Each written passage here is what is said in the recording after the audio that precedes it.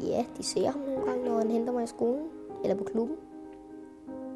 Så siger de, hvem er han? Og så siger jeg, han er min voksenven. Hvad spiller du? Det er han bare.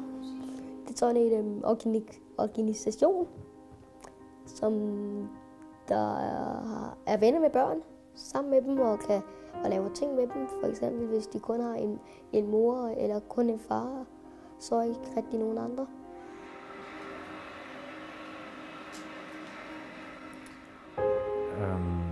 Det vi laver, når vi er sammen,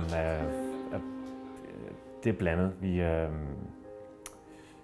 været meget i biografen, og vi har også spillet en del PlayStation. Det har været en udfordring nogle gange at finde på nogle andre ting. En lige PlayStation, der har jeg måttet udfordre dig lidt en gang imellem.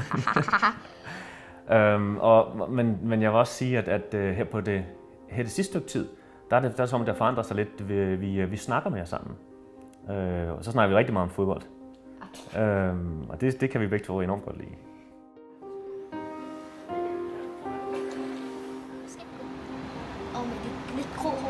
Okay. Ja, jeg glæder mig selvfølgelig rigtig meget.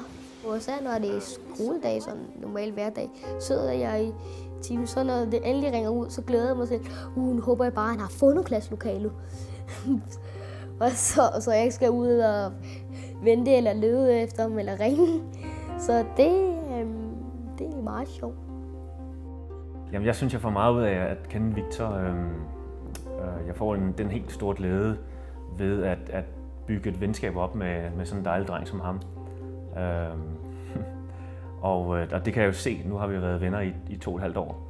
Og det har virkelig udviklet sig til fornemmelsen af at komme til at lære hinanden bedre at kende og få en tillid til hinanden. Og det gør mig glad.